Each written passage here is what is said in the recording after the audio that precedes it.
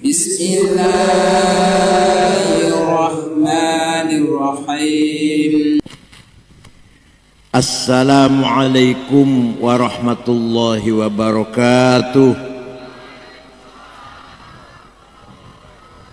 Bismillahirrahmanirrahim. Alhamdulillahi rabbil alamin.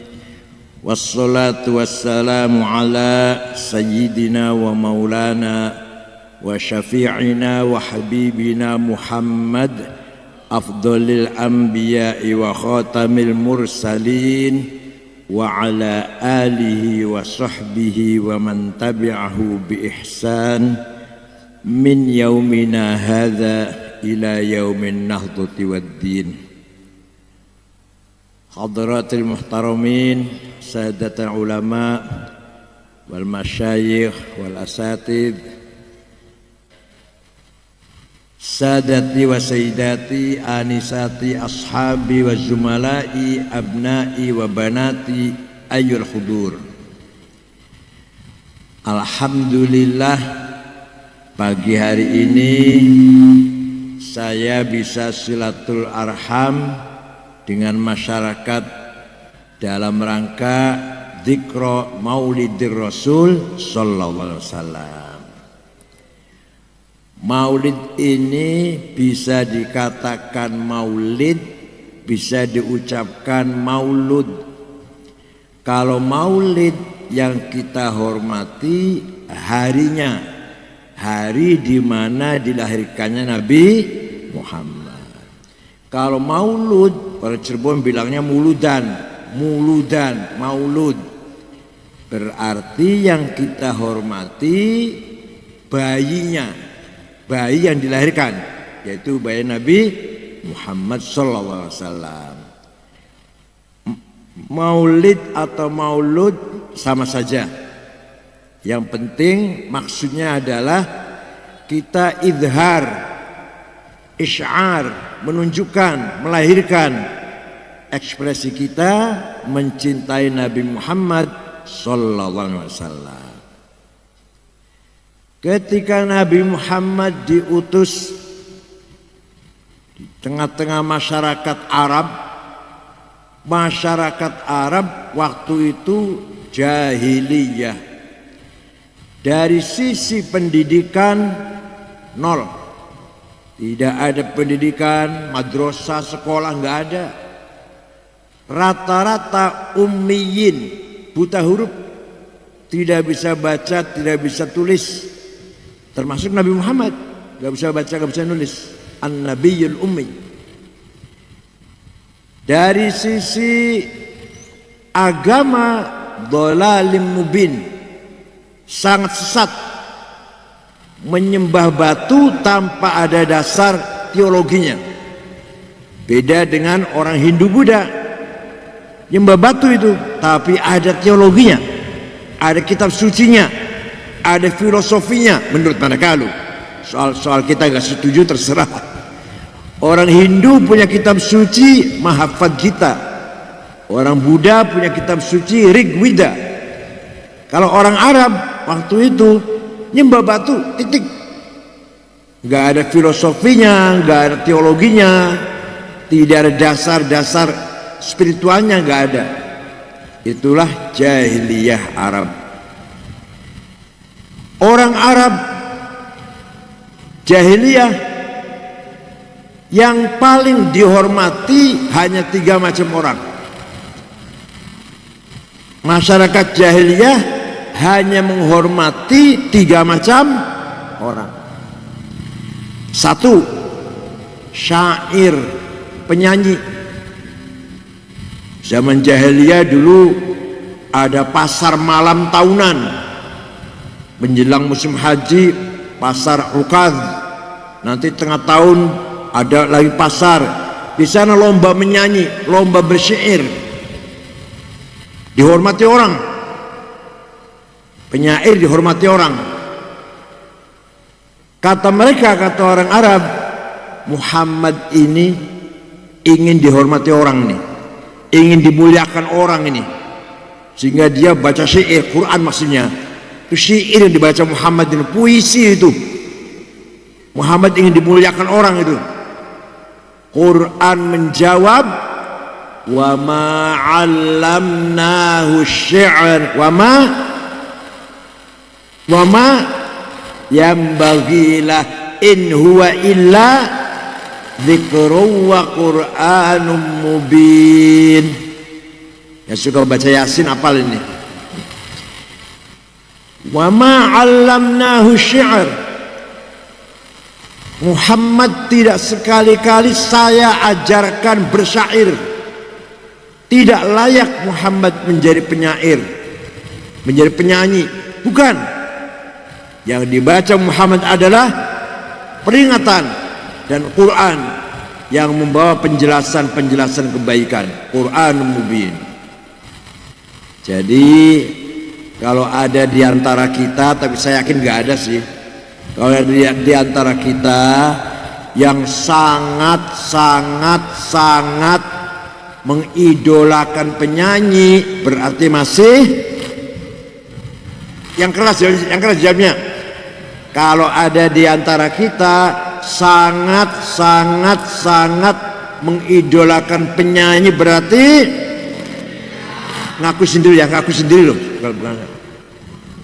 Senang boleh, dikit-dikit boleh lah. Tapi kadang-kadang kalau lihat dangdutan, lupa sholat isya, nanti tidurnya sampai siang, lupa sholat subuh, lupa orang tua lagi sakit, ditinggal semuanya lah. Yang penting lihat dangdut dulu. Mendatangkan biduan berapa puluh juta aja, nyanyi 5 kali 50 juta, berani.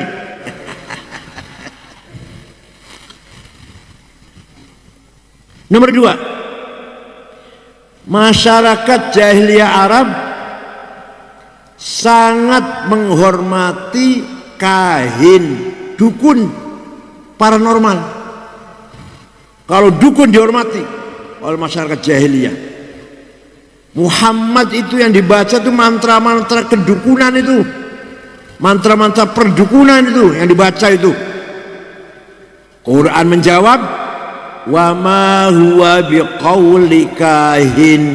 Bukan mantra-mantra perdukunan yang dibaca Muhammad, bukan jampi-jampi dukun, bukan. Oleh karena itu, kalau diantara kita masih suka datang ke dukun, berarti ada nggak yang masuk ke dukun? Ada nggak? Banyak.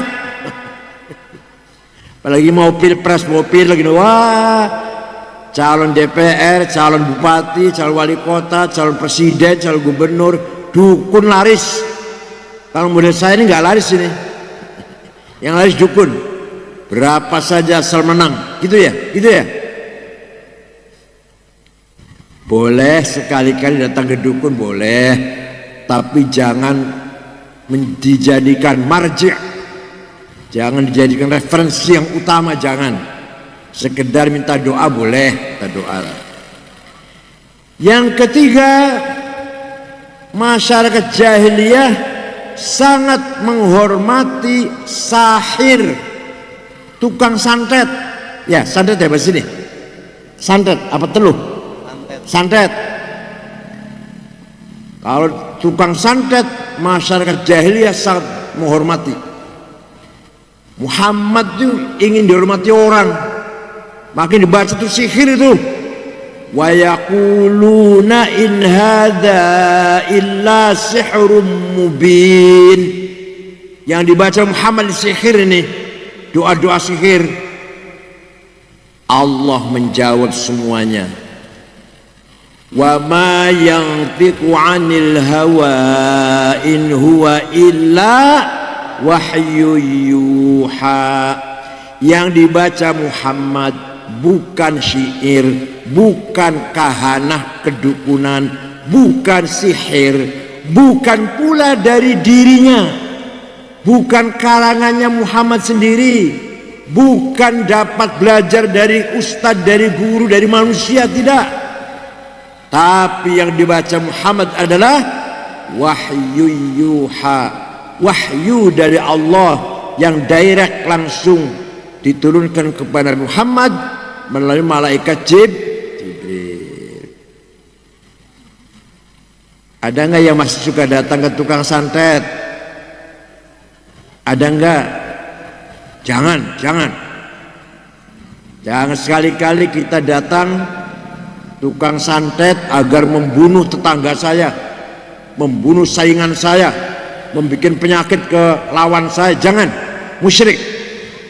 Kalau ke dukun tadi cuma minta doa, oke, minta doa. Tapi ke tukang santet membunuh orang, jangan Pak ya. Itu orang jahiliyah itu. Mudah-mudahan kita semua sadar, kita sudah mempunyai pedoman prinsip Al-Quran bukan syair, bukan kahanah, bukan sihir. Rasulullah diperintah oleh Allah membangun masyarakat yang masih biadab, masih pedalaman, gak ngerti pendidikan, gak ngerti aturan, gak ngerti nilai-nilai, gak ngerti norma-norma, tata krama, aturan, gak ada. Kalau punya anak perempuan, paling-paling anak perempuan jadi beban, gak bisa membantu kehidupan, gak bisa cari rumput, gak bisa cari air, tanam hidup-hidup. Kalau bapaknya mati, ibunya masih agak beres, diambil sendiri oleh anaknya itu. Eman-eman kalau diambil orang lain. Jahiliyah. Kalau perang hanya masalah kecil, perang berpuluh-puluh tahun. Ada kejadian perang Fijar 40 tahun. Nabi Muhammad ikut bantu pamannya dalam perang itu. Waktu itu Nabi Muhammad umur 14 tahun. Bantu pamannya membawakan panah, anak panah. 40 tahun gara-gara ada tamu, ontanya dicuri. Itu yang punya tamu, yang tuan rumah tamu tidak terima, terjadi peperangan antar suku 40 tahun. Namanya perang Fijar. Hanya masalah sepele. Itu watak jahiliyah. Kalau di sini masih ada orang suka berantem berpuluh-puluh tahun, ya jahiliyah namanya. Tapi nggak ada sih. Ya, Allah memberikan guidance, memberikan petunjuk pada Nabi Muhammad bagaimana cara membangun masyarakat yang seperti tadi itu. Huwallazi ba'atha fil ummiyina rasulan minhum yatlu alaihim ayati wa yuzakkihim wa yu'allimuhumul kitaba wal hikmah wa in kanu min qablu lafi dhalalim mubin.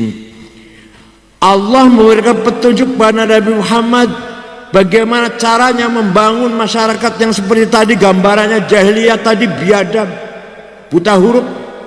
Pertama, langkah pertama, yatlu alaihim ayati, sampaikan kepada mereka ayat-ayat Al-Qur'an. Maka kepada para penceramah, para khotib, ustadz-ustadz yang suka ceramah, kalau ceramah harus berangkat dari pemahaman ayat Al-Quran, gitu ya. Harus berkualitas ceramahnya, harus berangkat dari ayat Quran. Jangan dari awal sampai akhir lelucon, terus dagelan, terus panggil saya cak lontong. Kalau gitu nggak usah ceramah. Ada lagi yang dari awal sampai akhir marah-marah, terus nyaci maki, terus bukan mau'idhah hasanah, itu mau'idhah sayyi'ah namanya. Paham ya? Nah, Nabi Muhammad pun diperintah oleh Allah membangun masyarakat yang masih terbelakang biadab itu. Pertama kali sampaikan kepada mereka ayat-ayat Al-Quran. Mendengarkan Muhammad baca Quran, orang Arab kaget. Ini Muhammad dari mana ini? Gak pernah sekolah, gak bisa baca, gak bisa tulis, gak pernah belajar, gak pernah melancong ke luar negeri. Tiba-tiba menyampaikan kalam yang redaksinya sangat indah, isinya juga sangat luar biasa, menceritakan Adam di surga dengan istrinya Hawa makan buah yang dilarang, diusir dari surga, hidup di muka bumi ini. Keturunannya kita manusia supaya hidup di bumi ini. Dari mana Muhammad ngerti cerita itu? Cerita Nuh, banjir topan, semuanya tenggelam kecuali Nabi Nuh dan umatnya 80 orang naik perahu. Dari mana Muhammad tahu cerita itu? Cerita Musa, tongkatnya ajaib, bisa memukul Laut Merah jadi jalan tol. Cerita Nabi Isa, Nabi Isa bisa menyembuhkan orang lumpuh, menyembuhkan orang buta, menyembuhkan orang sakit. Itu Muhammad dari nggak pernah belajar, nggak pernah sekolah, nggak pernah ngaji, nggak pernah melancong, bisa cerita seperti itu. Dari mana Muhammad? Ini orang Arab heran ya. Nah, orang Arab heran kepada Nabi Muhammad, tapi menyikapinya semuanya heran, semuanya takjub dengan Muhammad. Tapi menyikapinya ada yang pro, ada yang kontra. Semuanya heran, semuanya tercengang dengan Nabi Muhammad. Buta huruf, anak yatim piatu, gak pernah belajar, gak pernah ngaji, tiba-tiba bisa menyampaikan kalam, bahasanya indah, isinya luar biasa. Maka orang Arab yang mendengar Al-Quran semuanya takjub, tapi banyak yang ingkar, juhud, walaupun mengakui Muhammad luar biasa, tapi tidak mau ikut Muhammad. Faktornya banyak. Muhammad ini yang dibaca mencaci maki berhala, mencaci maki berhala. Kalau saya ikut Muhammad, saya bisnisnya jual beli berhala, saya bisnisnya bikin berhala, saya jual. Lah kalau saya Muhammad, bangkrut ekonomi saya. Ada yang alasan begitu. Kalau saya ngaji, mendengarkan ustadz ceramah melarang arak, melarang babi, melarang anjing, itu saya bisnisnya jual arak, rugi dong saya, nanti bangkrut. Ada yang kayak gitu. Saumama ini saumama. Kalau yang tadi jahiliyah betul itu. Ada lagi yang Muhammad tuh hebat luar biasa. Tapi kalau saya ikut Muhammad, nanti duduk bersama budak-budak. Ada Bilal, budak hitam. Ada Suhaib Ar-Rumi. Ada Yasir, Ammar bin Yasir, budak hitam juga. Ada Zaid bin Harithah, budak hitam juga. Masa saya sarjana, saya bangsawan duduk dengan budak-budak di musola yang toiletnya bau pete, tikarnya sobek, lampunya yep-yep 5 watt. Masa saya mau duduk di situ? Enggak. Kira-kira gitu, kira-kira. Gengsi dong. Ada lagi yang tidak mau ikut Muhammad karena mendengar yang dibaca Muhammad ngeri. Nanti ada hidup di akhirat, setelah mati hidup lagi, ada surga dan neraka, yang perilakunya baik surga, yang kelakuannya jahat neraka. Ngeri mendengarkannya tuh, nggak mau dengar itulah. Udah, saya nggak mau dengar itu. Banyak juga orang nggak mau ngaji di musola di masjid, nggak mau dengar ayat-ayat itu. Apa itu artinya itu? Hidup lagi nanti, setelah mati hidup lagi, menakutkan, mengerikan. Hidup ya hidup di dunia ini, mati ya mati, sudah selesai. Itu ada ya kayak gitu. Tapi Nabi Muhammad tidak bosan-bosannya yatlu alaihim ayat. Banyak yang masuk Islam karena mendengarkan ayat Al-Qur'an.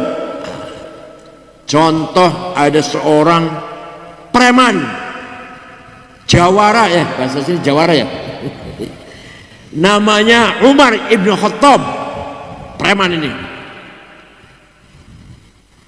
Dia meninggalkan kota Mekah setengah bulan, berburu di padang pasir. Pulang dari berburu masuk kembali kota Mekah, mendengar adik kandungnya Fatimah bintil Khattab dan suaminya Sa'id ibn Amr ibn Nufail masuk Islam. Kaget Umar, apa-apa adik saya ini. Didatangi rumahnya, mau saya tempelengin. Sampai di pintu rumah adiknya Fatimah, Fatimah sedang baca Quran. Umar datang di depan pintu, mendengarkan baca Quran adiknya itu. Bismillahirrahmanirrahim. Taha ma anzalna 'alaikal Qur'ana litashqa illa tadhkiratan liman yakhsha tanzilan mimman khalaqal arda was samawati al-'ula Ar-Rahmanu 'alal 'arsy istawa. Taha, wahai Muhammad. Taha itu salah satu nama Nabi Muhammad. Taha, wahai Taha, ma anzalna 'alaikal Qur'ana litashqa. Tidak sekali-kali aku turunkan Al-Quran untuk membuat kamu cilaka. Illa tadhkiratan liman yakhsha. Quran saya turunkan kepadamu untuk menjadi peringatan bagi siapa yang bisa diingatkan, siapa yang mau diingatkan. Tanzilam mimman khalaqal arda was samawatil ula. Diturunkan oleh Tuhan yang menciptakan bumi dan langit. Siapa itu? Ar-Rahman, Tuhan yang maha belas kasih sayang. Alal arsy istawa, yang menguasai alam arasy dan seluruh jagat alam raya ini. Itu Umar mendengarkan adiknya baca surat Thaha, lemes Pak, terduduk, lunglai ya. Kalau bahasa Cirebon ngelumpruk, bahasa Cirebon ada orang Cirebon ya, ngelumpruk, terduduk, lemes. Yang tadi mau nempelengin adiknya lemes. Akhirnya dia ketok pintu masuk, diambil kertas yang sedang dibaca oleh adiknya, dia pun ikut baca, berkeringat dingin. Dia berkata, Aina Muhammad? Di mana Muhammad sekarang? Di sana di jihad, di rumahnya Arqam bin Abil Arqam. Umar lari ke sana, ke rumahnya Abil Arqam, ketok pintu. Nabi sedang bersama sahabatnya di dalam rumah itu. Para sahabat ketakutan. Umar datang ke sini mau apa ini? Mau ngamuk ini? Terkenal preman. Mau apa ini Umar ini? Takut. Nabi Muhammad dengan tenang membuka pintu. Umar masuk, memeluk Nabi Muhammad, membacakan 2 kalimat syahadah, masuk Nabi berkata, ini terkabulnya doa saya. Saya selalu berdoa, Allahumma qawwil Islam bi ahadi umarain. Ya Allah, kuatkanlah agama Islam dengan salah satu Umar. Salah satu saja, nggak usah dua-duanya lah. 1 Umar ibn Khattab, 2 Amr bin Hisham Abu Jahal. Salah satu saja masuk Islam, Islam akan kuat. Hidayah turunnya pada Sayyidina Umar ibn Khattab. Setelah itu kemudian Umar berkata kepada Nabi Muhammad, ya Rasulullah dan wahai teman-teman sahabat, mulai besok sholat baca Quran di Masjidil Haram, jangan di sini, jangan sembunyi, ayo terang-terang di Masjidil Haram, ada saya, jangan takut. Di sini harus kayak itu, di sini ada orang kayak gitu, jangan takut, ada saya. Ada nggak gitu? Ada nggak? Harus ada kayak gitu, perjuangan harus ada kayak gitu, jangan takut, ada saya. Jadi lingkaran Nabi yang ring pertama itu ada 4 orang. Ada yang bijak, arif, tenang, Sayyidina Abu Bakar. Ada yang jagoan, berarti pertahanan lah kalau kita sekarang, panglima lah, Umar bin Khattab. Ada yang kaya raya, siap berjuang dengan uangnya, dengan hartanya, Utsman bin Affan. Ada yang intelek, pinter, yaitu Sayyidina Ali bin Abi Thalib. Abu Bakar orangnya bijak, arif, tenang. Umar orangnya galak, keras, tapi tegas tapi benar.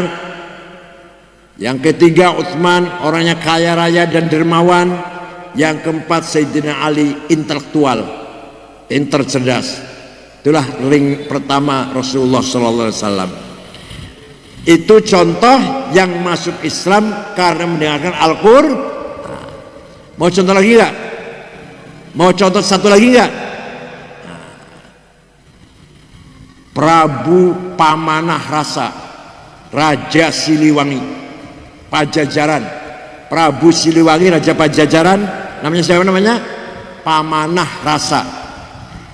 Mendengar ada agama Islam disebarkan oleh ulama datang dari Cina, namanya Syekh Hasanuddin,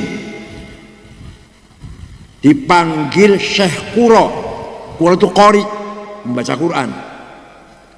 Marah dia, Raja Siliwangi marah, akan saya bunuh. Itu apa itu? Dari selatan, dari Kawali Ciamis, itu pusatnya Pajajaran di sana dulu. Berangkat ke utara, ke Kerawang. Sampai di sana ada santrinya, muridnya Syekh Quro, perempuan, lagi baca Quran.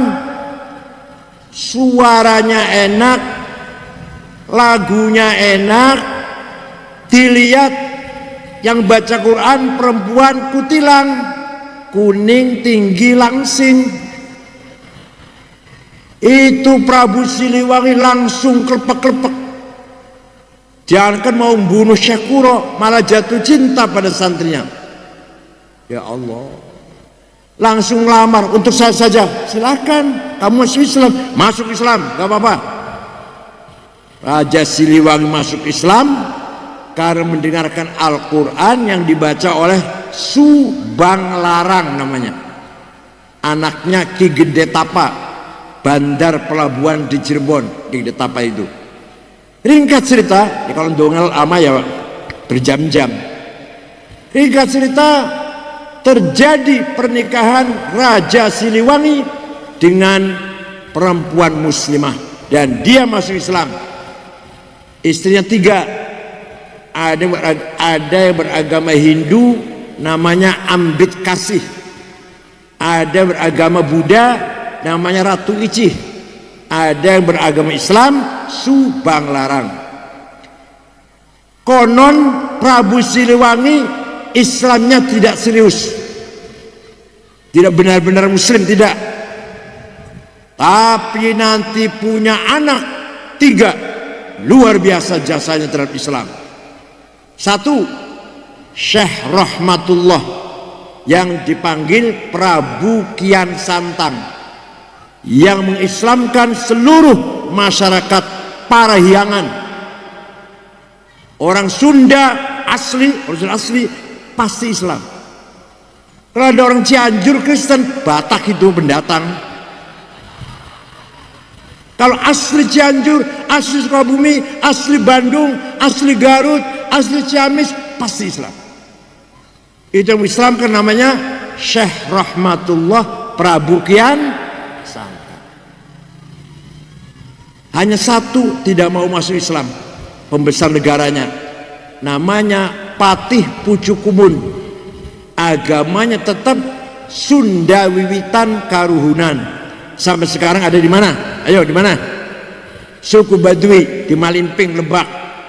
Itu masih agamanya Sunda Wiwitan Karuhunan, mengikuti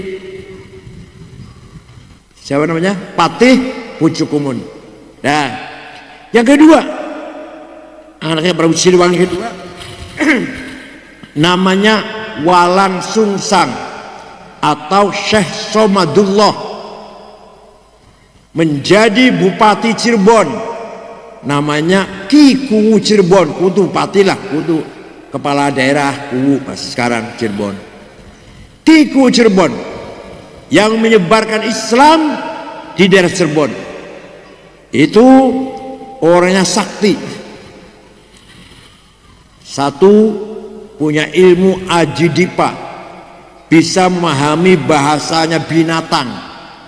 Kalau semut lagi ngobrol, lagi bicara, ngerti dia. Yang kedua, punya ilmu titi murti. Kalau musuh akan macam-macam, dia kelihatan besar, raksasa. Yang ketiga, halimun, bisa ngilang, bisa nggak kelihatan. Kalau sampai punya halimun, alfamart habis semua saya kira.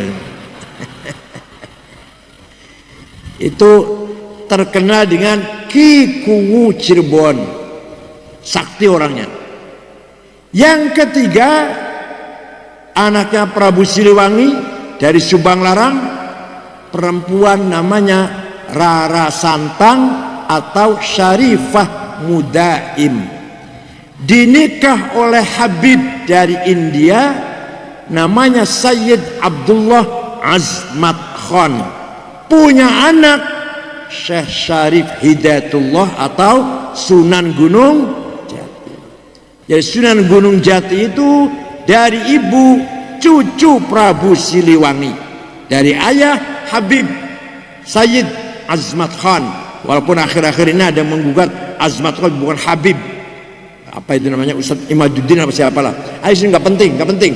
Yang penting yang jelas Sunan Gunung Jati bapaknya dari India, Abdullah Azmat Khan. Dan Sunan Gunung Jati termasuk salah satu wali Songo, wali 9 yang meneruskan perjuangan agama Islam. Itu sebab mendengarkan Al-Quran, dan yang baca cantik. Cuma kalau nggak cantik, saya kira Prabu Siliwangi nggak masuk Islam itu. Kalau nggak yang baca nggak cantik. Ada orang baca Quran, lihat kok orangnya pendek, hitam, gembrot, petekel, nggak jadi.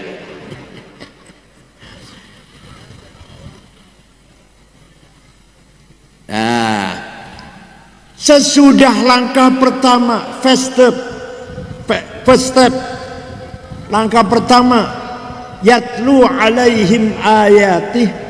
Yang kedua, langkah kedua, Nabi Muhammad membangun akhlak moralnya orang Arab yang jahiliyah. Diajari jujur, tanggung jawab, punya visi misi, punya mental, tahu mana benar, mana salah, mana lempeng, mana bengkok. Orang Arab yang pedalaman, yang primitif, jahiliyah, oleh Nabi Muhammad mereka masuk Islam, menjadi pemimpin yang berakhlak, bermoral. Ya Allah, luar biasa. Sayyidina Umar yang preman tadi, setelah masuk Islam tahu tentang adil, egaliter, demokrasi, ngerti itu. Demokrasi, musyawarah, demokrasi itu musyawarah, tahu nilai-nilai, mana yang benar, mana yang salah, mana yang adil, mana kezaliman. Berkat masuk Islam, luar biasa. Yatlu alaihim wa ayati wa yuzakkihim, tazkiyatun nafas, tazkiyatul qalb. Manusia itu punya hawa nafsu. Apa namanya? Hawa nafsu ada dua, ghadabiyah dan syahwatiyah. Apa? Ghadabiyah, saya harus menang, saya jadi bupati, saya jadi ketua, saya jadi pemimpin, komandan, imam, direktur. Gak mau jadi anak buah, gak mau. Itu namanya nafsu ghadabiyah. Saya jadi presiden, ghadabiyah namanya.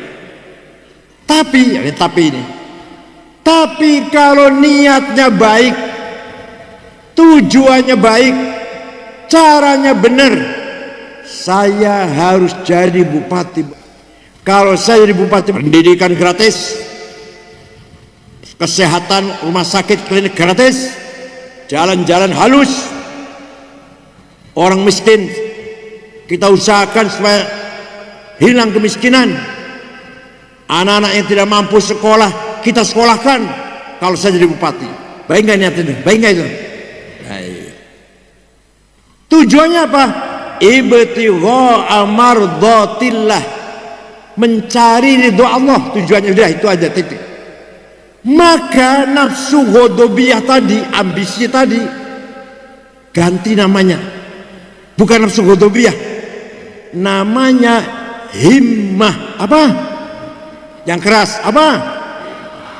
Himmah. Saya menang jadi bupati, saya punya konsep begini. Tujuan saya lillahi ta'ala. Harus begitu orang Islam. Nabi Muhammad orang yang mentalnya besar. Mohon maaf kalau para penceramah kalau menceritakan Nabi Muhammad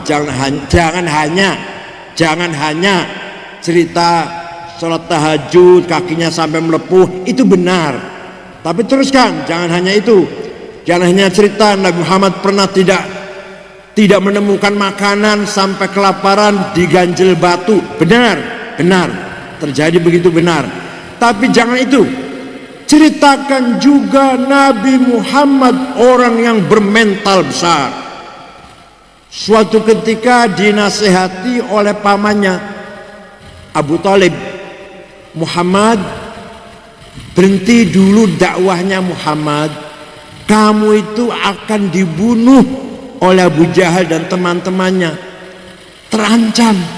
Berhenti dulu deh, nanti kalau aman boleh dakwah lagi. Kira-kira kalau bapak gimana? Gituan.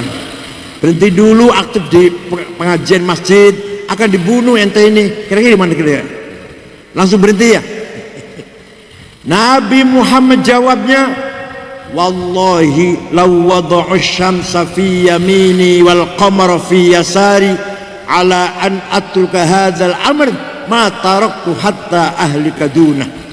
Demi Allah paman, seandainya Abu Jahal dan teman-temannya itu meletakkan matahari tangan kananku, bulan di tangan kiriku agar aku berhenti dakwah, saya tidak akan berhenti sampai Islam menang.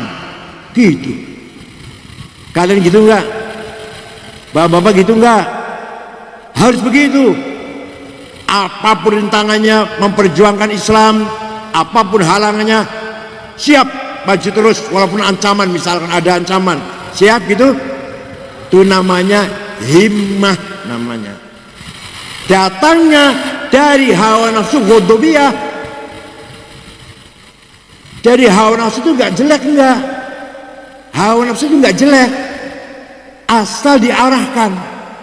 Kalau enggak ada hawa nafsu, yang enggak ada masjid bagus, enggak ada musola sekolah bagus, enggak ada anak lagi kalau enggak ada hawa nafsu. Asal diarahkan. Jadi ayo kita himmahnya harus besar. Nabi Muhammad wafat, ganti Sayyidina Abu Bakar. Orang-orang banyak, kabilah-kabilah, suku-suku murtad. Ada lagi satu suku tidak murtad tapi nggak mau bayar zakat. Kenapa? Karena di Qur'annya Muhammad, di Qur'annya ini, khud min amwalihim shadaqah, ambillah, tariklah dari mereka itu shadaqah, itu zakat. Yang diperintah Muhammad. Sekarang Muhammad sudah mati, masa Abu Bakar? Khud Abu Bakar itu di Quran nggak mau bayar zakat. Namanya Malik bin Nuwairah, namanya yang mau nggak bayar zakat. Sayyidina Abu Bakar apa? Saya bersumpah akan saya perangi itu yang nggak mau bayar zakat. Sayyidina Umar ragu-ragu. Umar malah ragu-ragu, yang biasa galak itu. Apa kita perangi orang yang masih sholat? Apa kita perangi orang yang masih baca syahadat? Enggak, saya perangi walaupun dia masih sholat. Kalau nggak mau bayar zakat, saya perangi. Itu himmahnya Abu Bakar. Walhasil Islam harus kita perjuangkan dengan himmah. Dengan apa? Ayo bunyi bareng, mau nggak bunyi bareng? Islam harus menang. Ayo. Himmah namanya. Nomor 2, nafsu syahwatiyah. Apa? Saya harus jadi orang kaya, uang banyak, rumah banyak, mobil banyak, perusahaan banyak. Semuanya banyak lah, semuanya banyak lah. Ingin hidup enak, tidur enak, makan enak, nikmat. Itu namanya syahwat, namanya matastahi anfusukum. Apa yang kita anggap enak namanya syahwat. Bukan hanya perempuan, syahwat itu bukan makan enak, hidup enak, uang banyak, namanya nafsu syahwat. Ya. Harus kaya saya ini. Kalau niatnya benar, kalau saya kaya, masjid-masjid, musola-musola yang miring-miring mau ambruk, saya bangun. Ustadz-ustadz yang belum pernah umroh, saya umrohkan. Anak-anak yatim saya santuni semuanya. Bagusnya niatnya, bagus gak itu? Saya pun akan ziarah kemana-mana. Bukan hanya umroh. Ziarah Syekh Abdul Qadir Jilani di Baghdad, ziarah Syekh Ibnu Arabi di Damaskus, ziarah Nabi Ayyub Al-Ansari, sahabat Ayyub Al-Ansari di Turki, ziarah Syekh Abu Madyan di Aljazair, Syekh Tijani di Maroko, ziarah Imam Syafi'i di Mesir. Kalau saya kaya, bagusnya niat itu, bagusnya itu. Cari kekayaannya benar, tujuannya ibtigha amardatillah, mencari ridha, maka nafsu syahwatiyahnya ganti namanya. Bukan syahwatiyah namanya. Namanya azimah. Apa? Sayyidina Utsman kaya. Sahabat Utsman itu kaya. Pernah sedekah gandum diangkut 700 cikar, 700 gerobak. Itu Sayyidina Utsman, sahabat kaya. Syekh Abdul Qadir Al-Jilani, dengar nama itu, dengar ya, waliullah dari Baghdad. Suatu hari ziarah ke Mesir, ziarah ke Imam Syafi'i, kuburannya Imam Syafi'i. Melihat masyarakat kanan kiri sekitar kuburnya Imam Syafi'i melarat-melarat, nggak punya rumah.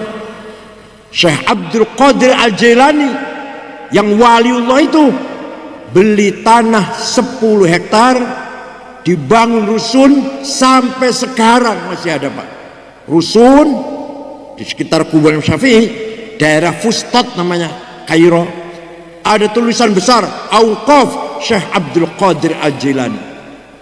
Syekh Abdul Qadir itu waliullah, kaya, dermawan. Bapak wali bukan? Kaya tidak, dermawan tidak. Untuk apa ini? Hidup untuk apa ini? Tidak semua ini. Wali bukan, kaya enggak. Kita harus kaya Pak, harus kaya. Wal yakhshal ladzina law taraku min khalfihim dzurriyyatan dhi'afan khafu 'alaihim falyattaqullaha wal yaqulu qawlan sadida. Quran ini Pak, jangan sampai kamu meninggal dunia meninggalkan anak-anak yang melarat. Jangan sampai kamu mati meninggalkan dzurriyyatan dhi'afan, anak-anak keturunan yang melarat.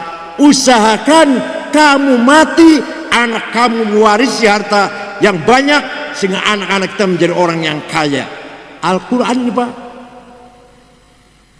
Walaqad katabna fi zaburi min ba'di dzikr annal arda yarithuha ibadiyas salihun. Saya wajibkan, saya tetapkan kekayaan alam ini untuk hamba-hambaku yang soleh. Kita yang soleh ini sebenarnya punya hak kekayaan alam ini. Nikel, batu bara, boksit, mining, biji besi, emas, berlian, minyak, gas, uranium, titanium, ada semua di Indonesia ini. Bapak punya? Punya? Dosa itu, salah itu. Ya salah, nggak punya itu salah, harus punya. Walaqad katabna, saya tetapkan fi Zaburi, dalam kitab Zabur, begitu dalam Al-Quran sama artinya, bahwa annal ardo, bumi ini kekayaannya, yarithuha ibadas solihun, untuk hamba-hambaku yang soleh. Nah kita ini melarat-melarat. Yang kaya nomor 1 Budi Hartono, yang punya bank BCA, punya rokok Jarum, uangnya 750 triliun. Panjenengan uangnya berapa? Nomor 2 Sinarmas Eka Cipta, 450 triliun. Bapak berapa? Nomor 3 Antoni Salim. Nomor 6 orang Islam, nomor 6 Khairul Tanjung, yang punya Bank Mega. Nomor 39 orang Islam Haji Rashid. Nomor 40 orang Islam yang punya taksi Bluebird Haji Muhammad Bayu.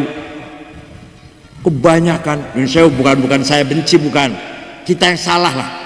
Kebanyakan non muslim yang kaya ini, kita salah. Padahal Quran mengatakan nikel, batu bara, boksit, mining, granit, apalagi emas, belian, gas, minyak, uranium, biji besi, tembaga, untuk ente yang soleh-soleh. Kitanya yang gak semangat hidupnya ini. Ya Allah. Syekh Abil Hasan Asyadili, dengarkan nama itu, tuwali juga Thariqat Syadiliyah. Pengikutnya 6.000 pengikutnya 6.000, ditanggung, dijamin. Jadi kiai nanggung muridnya, gak usah jauh-jauh. Ada ulama baru wafat tahun 2004, Said Muhammad bin Alwi Al-Maliki di Mekah, baru wafat tahun 2004. Santrinya 700 waktu itu, ditanggung Pak, makan minum kebutuhannya, pakaiannya, sakit diobatin, pulang ditiketin. Mudah ada kiai yang nanggung muridnya, mudah-mudahan. Kapan kira-kira kapan ini? Ya harus kaya, kiainya kaya dulu. Bangun masjid pakai uang, bangun pondok pakai uang, madrasah pakai uang, pergi haji umroh pakai uang, sedekah jariyah, wakaf, hibah, nazar pakai uang semuanya. Harus kaya orang Islam. Sholat bajunya harus suci. Berarti apa? Artinya bajunya harus banyak. Gak mungkin satu, najis kalau satu. Ke pasar, ke WC, kemana. Sarungnya harus banyak, atau celananya harus banyak. Harus kaya. Sholat harus suci, bersih. Paham tidak? Nah, ini namanya apa namanya tadi? Lupa ya. Apa namanya? Kalau niatnya baik, tujuannya baik, apa namanya? Azimah.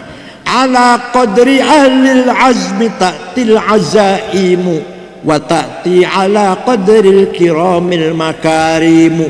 Makarim, azaim, kemuliaan, prestasi, kebesaran harus diraih dengan azimah. Kalau tadi yang himmat, tadi ada yang kelewat saya. Nabi Muhammad orang himmanya besar. Muhammadun qaimun lillahi duhimami, Muhammadun sadiqul aqwali wal kalimi, Muhammadun thabitul mitaqi hafidhuhu, Muhammadun tayyibul akhlaqi wasyiyami. Nabi Muhammad orang himmanya besar, ucapannya, perkataannya sadiqul aqwal wal kalim, tidak pernah bohong. Kalau Nabi Muhammad sekali saja bohong, dosa besar. Ada yang ngomong yang wajib sidik, wajib tidak bohong, jujur, itu Nabi Muhammad. Kalau saya bukan Nabi, jadi Nabi Muhammad wajib sidik, gak boleh bohong, haram bagi Nabi Muhammad, dosa besar kalau dia bohong. Begitu pula umatnya. Paham tidak? Begitu sifat sidik hilang, sifat jujur hilang, minyak goreng ikut hilang. Sifat sidik hilang, 8 triliun ikut hilang. Luar biasa Pak, luar biasa. Di waktu Pak Setia Novanto ketua DPR, ketua Golkar, korupsi 2,5 triliun, kita udah kaget. Saya kaget, ya Allah, 2,5 triliun. Kalau saya dengar ada orang korupsi 100 juta 200 juta, nggak kaget, nggak kaget. 100 juta 200 juta nggak kaget. 2,5 triliun Setia Novanto, kaget saya. Sekarang dilebihi 8 triliun. Itu kalau untuk beli kerupuk berapa itu? Kalau 100 juta 200 juta di penjara 3 tahun 4 tahun. Kalau triliunan apa? Apa? Wa innama jazaa'ul ladzina yuharibuna Allah wa rasulah wa yas'auna fil ardi fasada. Orang-orang yang merusak kehidupan, membangkrutkan ekonomi, ayyuqattalu dibunuh, au sallabu disalib, au tuqatta aydim warjuluhum min khilaf, potong 2 tangan 2 kaki, au yunfaun ard dibuang ke laut. Kenapa? Merusak tatanan kehidupan, bukan hanya merugikan. Kalau korupsi 100 juta merugikan negara, kalau triliunan. Saya pernah pergi ke Jepang, 4 kali sudah ke Jepang saya. Bukan orang Islam, agamanya Shinto, bukan Yahudi, bukan Islam, bukan Kristen, Shinto, agama lokal lah. Kalau di kita sini agamanya Sunda Wiwitan, Sabto Darmo, Darmo Gandul, Gotoroco, Sambelun, Subud.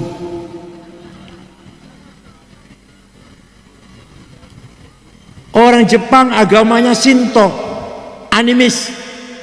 Tidak ada copet, tidak ada perampok, tidak ada penodong, tidak ada calo. Di sini ada calo, ini ada calo ini, banyak. Di ibu kota Tokyo Pak, tidak ada polisi jaga jalan, enggak. Segitu ramainya kendaraan, supir tertib sendiri-sendiri. Itu Jepang tuh Pak, enggak ada polisi, tertib sendiri. Sampah satu puntung rokok pun gak ada di jalan di Tokyo itu. Entah kalau kota lain saya nggak tahu ya. Di Tokyo ibu kota, satu puntung rokok aja nggak jalan, nggak ada di jalan.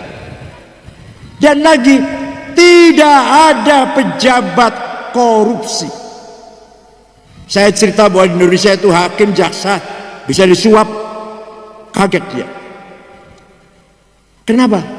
Bukan takut dosa, orang Jepang nggak ngerti dosa. Bukan takut masuk neraka, orang Jepang nggak ngerti neraka itu apa, nggak ngerti itu. Tidak korupsi karena apa? Malu. Ini akhlak, akhlak. Malu ini akhlak, bukan agama, akhlak. Malu. Kalau saya korupsi ketahuan, istri saya malu, anak malu, menantu malu, ayah ibu malu, mertua malu, ipar malu, ponakan malu. Betul nggak? Tapi jalan dia malu sih malu, tapi jalannya. Orang Jepang malu kalau korupsi, kalau tidak tertib malu. Saya bawa mobil melanggar aturan malu, tuh orang Jepang malu. Kalau saya kotor malu. Maka ribuan penonton sepak bola ketika Jepang main di Daha Kotor, di Qatar, selesai bubar, bekas penonton Jepang bersih, nggak ada sampah, diberesin sendiri-sendiri. Ya Allah, itu namanya akhlak. Wa innamal umamul akhlaqu ma baqiyat fa inhum dahabat akhlaquhum dahabu. Martabat masyarakat tergantung akhlaknya, bukan agamanya. Yang ditanyakan aman tidak? Ente mau kemana? Waduh, hati-hati. Saya pernah ke sana sholat, sepatu hilang. Saumama ini, saumama. Saya pernah ke sana, ditinggal pergi rokok di Alfamart, sepeda motor spionnya hilang. Akhlaknya jatuh Pak, martabatnya jatuh karena akhlaknya jelek. Agamanya Islam, orang nggak tanya agamanya, enggak. Sebaliknya mau kemana? Waduh, enak kalau ke sana, aman-aman. Saya pernah ke sana, dompet saya ketinggalan di toilet tempat wudhu. 2 hari saya baru ingat ke sana, masih ada wudhu. Wah, luar biasa itu. Begitu nggak kira-kira sini?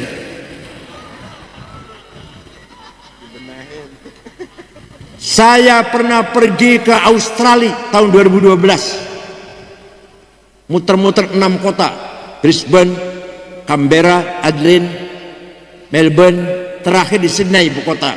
Terakhir mau pulang, ceramah di masjid yang tadinya gereja, dibeli orang Islam jadi masjid di Sydney. Lepas ceramah saya belanja oleh-oleh karena besok mau pulang. Dapat 1 kardus besar, celana, kaos, apalah. Bawa ke hotel, beresin. Selesai beresin oleh-oleh, saya cari HP, nggak ada. HP saya hilang.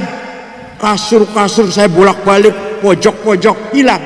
Ya udah, hilang sudah, beli lagi di Jakarta nanti. Jam 10 saya sudah akan tidur, sudah mulai ngantuk mau tidur. Ada orang ngetok pintu, saya buka. Pegawai hotel bersama ada laki-laki satu membawa HP saya. Ini HP bapak ketinggalan di toko saya. Kira-kira kalau ada HP ketinggalan di warung gimana kira-kira?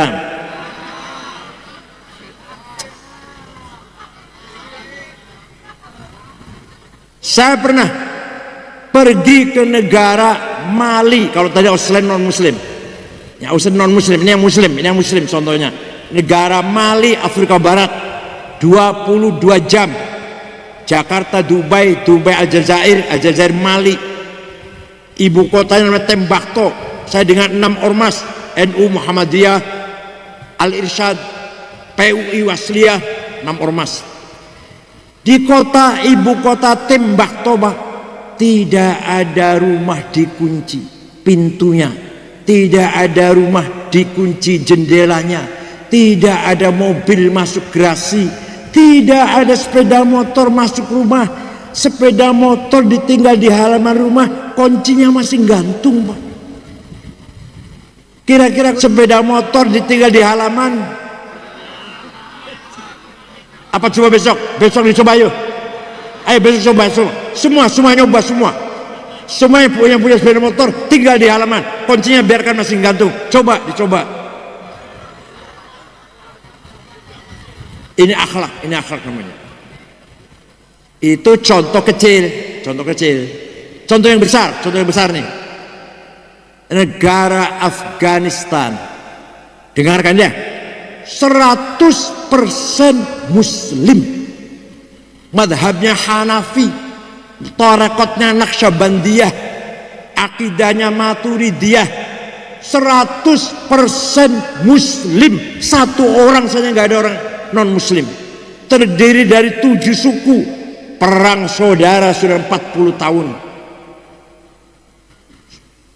Rumah sakit dibom, madrasah dibom, masjid lagi sholat Jumat 3 tahun yang lalu apa 2 tahun yang lalu 850 orang mati dibom. Maulid Nabi dibom, 55 orang mati. Presidennya Burhanuddin Rabbani hafal Quran dibunuh. Antek Amerika, kafir antek Amerika ini, kata Taliban. Ada perempuan nyanyi bidu wanita dibunuh. Perempuan nyanyi haram. Oh, jadi nyanyi haram, membunuh nggak haram. Akhlaknya rusak Pak. 40 tahun Islam semua. Kita ingin jalan-jalan ke sana, mau? Nggak mau kan? Mau jalan-jalan ke sana, bawa cucu, bawa anak, liburan ke sana mau? Setor nyawa apa? Akhlak yang paling satu. Nah, siap menurut akhlak Rasulullah, siap? Nah, coba. Setelah 8 tahun Rasulullah di Madinah, 8 tahun pengikut umat Islam sudah puluhan ribu. menuju kota Mekah umroh tahun 8 Hijriah. Sebelum masuk kota berkemah dulu, menyalakan obor. Orang Mekah kaget, Muhammad pengikutnya puluhan ribu. Besok masuk kota Mekah berdarah-darah. Besok Mekah bumi hangus. Muhammad balas dendam besok ini. Orang Mekah sembunyi semua dalam rumah. Besoknya Nabi Muhammad dan sahabat masuk kota Mekah. Memang ada sekelompok sahabat yang mengatakan al-yaum yaumul malhamah, hari ini kesempatan balas dendam. Yang dulu membunuh kita bunuh lagi, yang dulu menyiksa kita siksa lagi, yang dulu membunuh sahabat Yasir, sahabat Sumayyah kita bunuh lagi, yang dulu menyiksa Bilal, menyiksa Suhaib, menyiksa Zaid bin Harithah kita siksa lagi. Nabi mendengar, siapa itu? Salah itu, salah, ayo ganti yel-yelnya. Al-yaum yaumul marhamah, hari ini hari silaturahim, rekonsiliasi, menyambung persaudaraan kembali. Karena seluruh kota Mekah itu kalau diurut masih famili semua dengan Nabi Muhammad. Orang Quraisy sama-sama orang Quraisy. Nabi Muhammad masuk kota Mekah mengatakan tidak ada balas dendam, saya maafkan semuanya. Baru orang Mekah keluar dari rumah menyalami Nabi Muhammad dengan mengatakan bi abi wa ummi antal karim ibnil karim ibnil karim, demi ayahku demi ibuku engkau orang mulia, anak dari seorang ayah yang mulia, cucu dari seorang kakek yang mulia. Mulia apanya? Akhlaknya. Semua masuk Islam, dipuji oleh Al-Quran.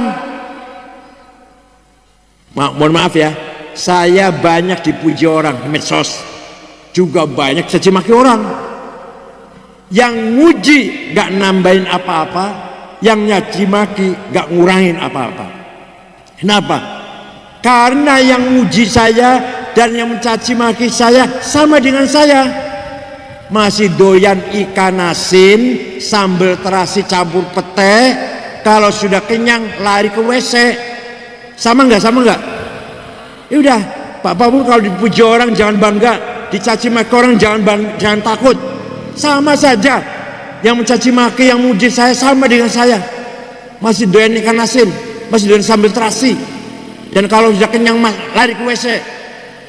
Kalau Nabi Muhammad yang memuji siapa? Allah. Fabima rahmatin minallahi lintalahum walau kunta faddan ghalidhal qalbi lan faddu min hawlik fa'fu anhum wastaghfir lahum washawirhum fil amr fa idza azamta fatawakkal 'ala Allah innallaha yuhibbul mutawakkilin. Muhammad, sungguh kamu orang yang ramah, santun, pemaaf, maka mereka berbondong-bondong masuk Islam. Walau kunta faddan ghalidhal qalbi, kalau kamu Muhammad kasar, congkak, sombong, sweeping, bawa pentung, takbir, lan faddu min haulik, niscaya orang Mekah meninggalkan kamu kalau kamu galak. Tapi kamu pemaaf, santun, maka mereka bondong-bondong masuk Islam. Bisa tidak Nabi Muhammad? Bisa? Gak pernah balas dendam? Bisa? Yang kemarin menipu saya 5 juta, saya maafkan. Bisa? Yang kemarin mencuri sepeda motor saya maafkan. Bisa? Ini masyarakat yang diharapkan oleh Allah dalam masyarakat yang saling memaafkan, saling toleran. Jangankan dengan orang Islam, Quran menegaskan begini Pak, dengarkan nih Quran nih. Wala tasubbul ladzina yad'una min dunillah fayasubbullaha adwan bighairi ilm. Wahai orang Islam, kamu jangan mencaci maki orang yang tidak menyembah Allah. Kamu jangan caci maki non muslim. Coba ya Allah, Quran. Muhammad, apa kamu ingin semua orang masuk Islam semua dengan kekerasan? Enggak, jangan. Walau syaa rabbuka la amana man fil ardi kulluhum jami'a afa anta tukrihun nasa hatta yakunu mu'minin. Muhammad, seandainya Allah menghendaki niscaya manusia ini Islam semua, tapi Allah enggak menghendaki. Apakah kamu akan main kekerasan? Afa anta tukrihun nas, apa kamu akan maksa orang hatta yakunu mu'minin, sampai orang itu menjadi orang mukmin semua? Enggak boleh Muhammad. Tidak boleh menggunakan kekerasan. Paham tidak? Para wali songo mengislamkan Nusantara tanpa kekerasan. Gimana caranya? Sangat halus salahnya. Ada orang sesajen, ngerti nggak sesajen? Ngerti ya? Nasi sekepal taruh pojok pintu lah, pojok rumah. Kata kiai, apa ini? Sesajen kiai. Untuk apa? Mengusir roh jahat, dedemit, tuyul, perkayangan, berlari lah. Kamu kan kaya, potong kambing satu dong, masak beras 25 kilo. Oh gitu ya? Nurut dia. Jadi 40 piring, 40 mangkok lauk. Lapor kiai, sudah beres 40 piring, 40 gulai. Taruh di pojok mana? Taruh di pintu gua mana? Taruh di bawah pohon mana kiai? Kata kiainya, bukan ditaruh di pojok rumah atau pintu gua atau bawah pohon, dimakan oleh tetangga teman, terutama fakir miskin. Tapi sebelum makan, kamu minta pada Tuhan. Minta apa? Minta kamu selamat, istrimu selamat, anakmu selamat, hartamu selamat, hidupmu selamat, matimu selamat. Maka namanya bukan sesajen tapi selamatan. Itu caranya. Bukan ini apa sesajen, tendang pakai kaki, bid'ah. Ada lagi, ini mohon maaf orang Jawa yang bukan Jawa nggak paham ini, mohon maaf. Kata ingsun, ingsun itu aku. Dulu waktu zaman Hindu Majapahit, yang boleh ngomong ingsun hanya raja. Ingsun. Orang kecil kayak kita ini, kaulo alit, budak kecil, nggak boleh ingsun, nggak boleh. Sampean dalam, apa artinya sampean dalam tuh? Saya ini adalah debu yang ada di kaki Anda. Itu artinya sampean dalam. Orang kecil harus bilang sampean dalam. Aku ini adalah debu yang ada di kaki Anda. Kalau hormat bukan salaman tangan, dengkul. Sampai sekarang Jogja masih. Sampai sekarang Hamengkubuwono masih. Rakyat kalau salaman dengkul yang dicium, bukan tangan, bukan. Agama Islam datang, para ulama menyebarkan gimana? Usolli fardhu dhuhri, niat sholat sopo ingsun, nawaitul wudu'a, niat ingsun ambil air wudu. Orang Jawa kaget, seumur-umur nggak boleh ngomong ingsun. Kalau masuk Islam boleh ngomong ingsun. Kalau nggak masuk Islam sampai kiamat kurang 2 hari nggak bisa ngomong ingsun. Akhirnya orang Jawa berbondong-bondong masuk karena ingin ngomong. Coba caranya Wali Songo dakwah seperti itu, nggak pernah galak. Sunan Kudus Ja'far Shadiq bin Uthman Al-Hamadani, itu nama lengkapnya, melarang orang Kudus, Pati, Demak korban pakai sapi. Karena orang Hindu walaupun sudah masuk Islam masih sakit kalau melihat sapi dipotong sembelih itu. Kan sakit itu maha suci menurut orang Hindu. Ganti kerbau. Padahal di Quran nggak ada kerbau. Di Quran adanya korban itu onta, sapi, kambing. Nggak ada kerbau di sana, nggak ada kerbau. Di Arab nggak ada kerbau. Tapi Sunan Kudus merintahkan ganti, jangan sapi, kerbau. Menjaga perasaannya orang yang baru masuk Islam, yang berasal dari agama Hindu. Coba toleran sekali. Sampai sekarang Pak, Bapak kalau datang Kudus sana, restoran soto kerbau, nggak ada soto sapi Pak. Sampai sekarang.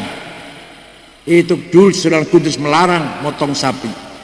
Itulah cara-cara dakwah Wali Songo, bil hikmah wal mau'izatil hasanah wal mujadalah allati hiya ahsan. Dengan tutur kata yang menarik, simpatik, dengan himbauan-himbauan yang menarik, dengan penuh dengan kebijakan, kearifan. Kalau toh diskusi dengan yang sangat bermartabat. Nabi Muhammad akan kedatangan tamu orang Kristen dari Najran. Nabi bingung gimana ya caranya menghadapi tamu orang Kristen nih. Ayat Quran turun, qul inna au iyyakum la'ala hudan au fi dhalalim mubin. Nabi akan kedatangan tamu dari Najran beragama Kristen. Najran sekarang Saudi Selatan sekarang. Nabi bingung bagaimana menghadapi tamu Kristen nih. Ayat Quran turun menunjukkan pada Nabi agar begini. Qul inna au iyyakum la'ala hudan au fi dhalalim mubin. Katakan Muhammad kepada mereka, ayo kita ngomong-ngomong, kami atau Anda, coba, kami atau Anda yang benar atau yang salah. Inna au iyyakum, kami atau Anda kalian, ala hudan, yang benar hidayah, au fi dhalamin, atau yang salah. Tuh caranya diskusi. Nabi diskusi dengan orang Kristen caranya begitu. Ayo ngomong-ngomong yuk, cari kebenaran yuk. Entah saya, entah ente yang benar. Kamu salah, neraka goblok. Enggak. Itulah akhlakul karimah yang diajarkan oleh Nabi Muhammad sallallahu alaihi wasallam. Kalau seperti ini, kalau kita bisa seperti ini, insya Allah kita akan mendapatkan nurul hikmah, direct illumination from Allah. Hati kita jernih, hati kita terang, akan datang khawatir ilahiyah, bisikan-bisikan direct dari Allah yang menunjukkan kebenaran kepada kita semuanya. Insya Allah. Syaratnya hati kita bersih dari sombong, egois, permusuhan, kebencian, suudzon, buruk sangka. Bersihkan itu semua, diganti dengan sabar, bersyukur, zuhud, asketis, bertaubat. Insya Allah nurun mubashir yakdifulu ala qalbi man yasha, akan mendapat pencerahan langsung dari Allah. Itulah yang dinamakan wa yu'allimuhumul kitabah wal hikmah, kearifan kebijakan. Sekian, lain kali kita sambung insyaallah, mudah-mudahan ada manfaatnya. Syukran wa dumtum fil khair barakati wan najah wallahu a'lam. Wassalamualaikum warahmatullahi wabarakatuh.